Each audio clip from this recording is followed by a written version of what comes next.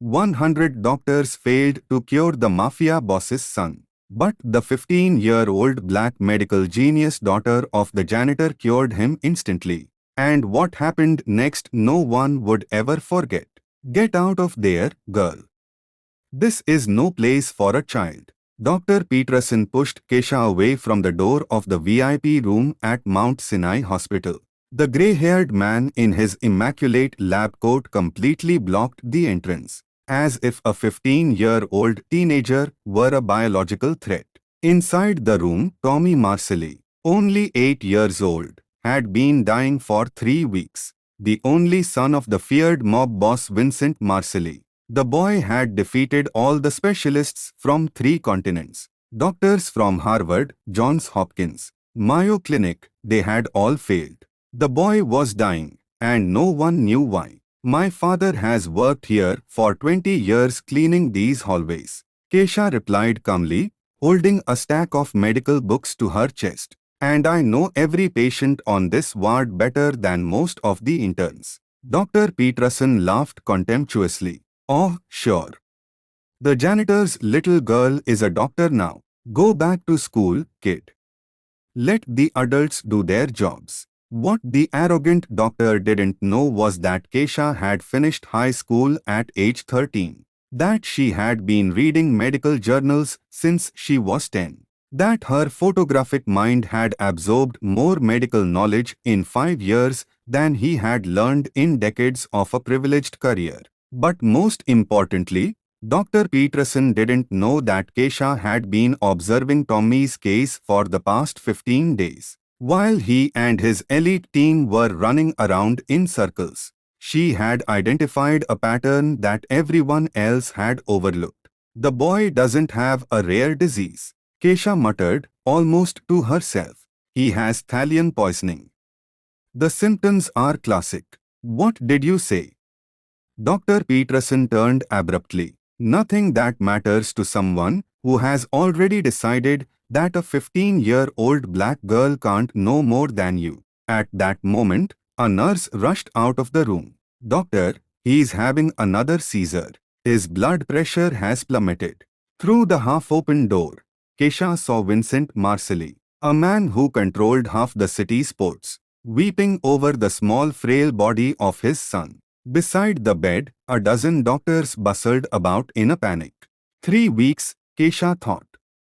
3 weeks of suffering that could have been avoided if someone had had the courage to listen to a girl who doesn't look like them. But what no one in that elite hospital realized was that Kesha hadn't spent the last few days just watching. She had been preparing for this very moment, when their arrogance and prejudice would collide with the harsh reality that sometimes genius comes packaged in ways that society prefers to ignore. And now, as the son of one of the most dangerous men in the country slowly died, Kesha knew she had exactly one chance to prove that they had underestimated the wrong person. If you are wondering how a teenager could take on Harvard-trained doctors and save a life they couldn't, don't miss the next chapter of this story. And if you are enjoying this narrative about how prejudice can literally kill, don't forget to subscribe to the channel to find out how Kesha would turn the greatest humiliation of her life into the moment that would change everything forever.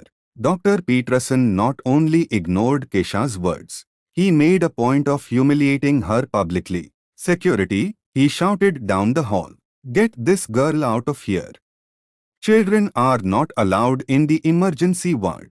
2 burly security guards approached, but Kesha remained motionless, her eyes fixed on the door of the room where Tommy was dying. You are going to let a child die because of pride, she said calmly, her voice echoing through the hallway crowded with doctors and nurses. What an insolent girl, muttered Dr. Harrison, the most respected pediatric cardiologist on the East Coast. Someone should teach manners to this person. The word person was uttered as if it were something dirty in his mouth. Kesha knew that tone well. It was the same one she heard when she walked through the halls of the university where she had begun studying medicine at age 14, thanks to a scholarship for gifted students. The same condescending looks from professors who questioned her presence there. The same muffled giggles from classmates who whispered about quotas and racial favoritism. But what none of them knew was that Kesha wasn't there by chance that night. For 2 weeks, since Tommy Marcelli had been admitted, she had been meticulously observing every test, every result, every wrong medical decision. While her father, James, cleaned the rooms during the night shift, she studied the medical records left on the tables, memorizing every detail, every overlooked symptom. My daughter, James had whispered one night, finding her poring over toxicology books in the staff break room. You can't keep putting yourself at risk like this. If they find out, Dad, a child is dying because these doctors are too arrogant to consider possibilities outside their elitist manuals. Kesha had replied, her eyes shining with a determination that James had recognized since she was a little girl. It was the same determination that made her learn to read at age 3, the same that led her to win national science competitions at age 12. The same that made her wake up at 4 a.m. to study before helping her father at work. Now, as the security guards hesitated to touch her, after all, she was the daughter of a respected employee. Vincent Marcelli staggered out of the room. The powerful mob boss looked like he had aged decades in 3 weeks. His eyes, red from crying, met Kesha's. You, he said, his voice hoarse. You said something about poisoning. Dr. Peterson quickly interjected. Mr. Marcelli, please don't listen to a troubled teenager. She is clearly seeking attention. Our specialists have run every possible test. Your specialists, Kesha interrupted, her voice cutting through the air like a blade. Tested for over 200 rare diseases. Spent $500,000 on experimental tests, but didn't do a simple urine test for heavy metals, because they think poisoning is something that happens in movies, not to rich families. The silence in the hallway was deafening. Vincent Marcelli walked over to Kesha, completely ignoring the doctors around him. Keep going. Hair loss in specific patterns. Seizures that always start in the extremities. Severe abdominal pain that worsens with food but improves with fasting. And the most obvious, the blue-gray line on the gums that you all overlooked because it only appears in thallium poisoning. Dr. Peterson laughed nervously. Mr. Marcelli, thallium is used in rat poison. That's absurd. That's exactly why it's perfect. Kesha cut in. Who suspects rat poison in a millionaire family? It's practically undetectable if you don't know what to look for. And you, she looked directly at Dr. Peterson, were too busy protecting your egos to look. Vincent stared into the girl's eyes for a long moment. He saw in them not only intelligence, but a controlled fury he recognized. The fury of someone who had been underestimated their entire life. Run the test, Vincent told the doctors. Mr. Marcelli, this is a waste of valuable time, Dr. Peterson began. Do the test, Vincent roared. And the entire ward fell silent. As the doctors reluctantly headed to the lab, Kesha remained in the hallway, watching the chaos she had created with a few simple words. Her heart was racing, not from fear, but from anticipation. Because she knew exactly what that test would reveal. And when it did, all those arrogant doctors would have to swallow not only their pride, but the devastating reality that a cheeky girl had achieved in 15 minutes what they had failed to do in 3 weeks. But what none of them realized was that saving Tommy would be only the first step in something much bigger. Every insult, every look of contempt, every attempt to silence her had been carefully filed away in Kesha's photographic mind. And she was about to turn every humiliation into a lesson that hospital would never forget. For now, she would wait.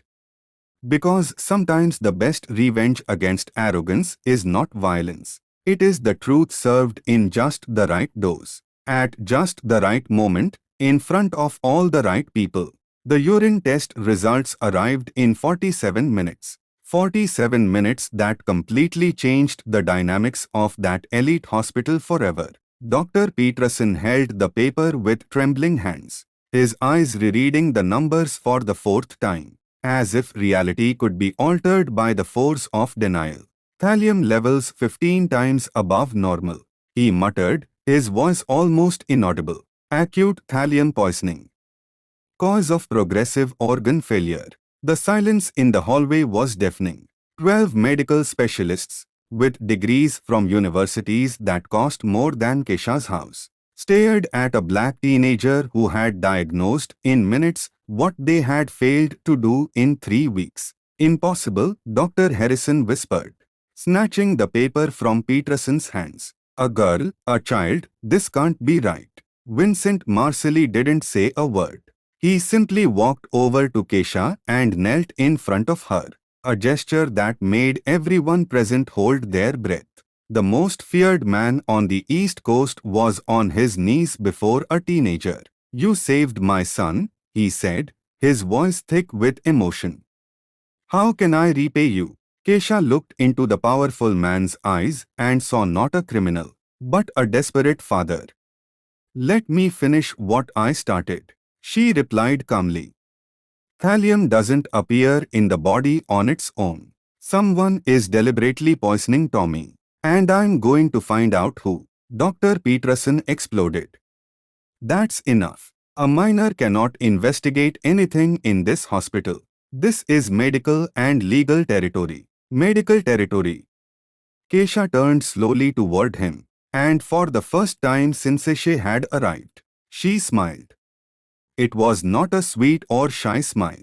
It was the dangerous smile of someone who was about to completely destroy another person's credibility.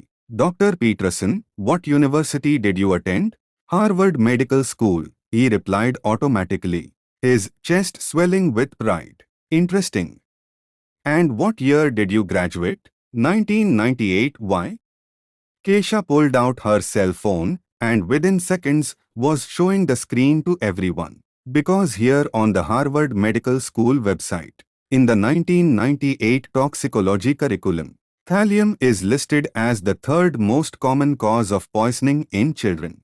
First page of the manual, introductory chapter. Dr. Peterson's face flushed various shades of red. "And here," Kesha continued, swiping her finger across the screen, "in the March 2019 Journal of Pediatric Emergency Medicine, an article you co-authored on diagnostic protocols in pediatric emergencies. Page 127, line 15. In cases of progressive neurological symptoms with no apparent cause, always consider heavy metal poisoning, especially thallium." The silence was now deadly. "Then explain to me, Dr. Peterson," Kesha continued, her voice sharp as a blade, "how a Harvard graduate who helped write protocols on exactly this type of case did not consider thallium in 3 weeks of treatment? Incompetence or negligence?"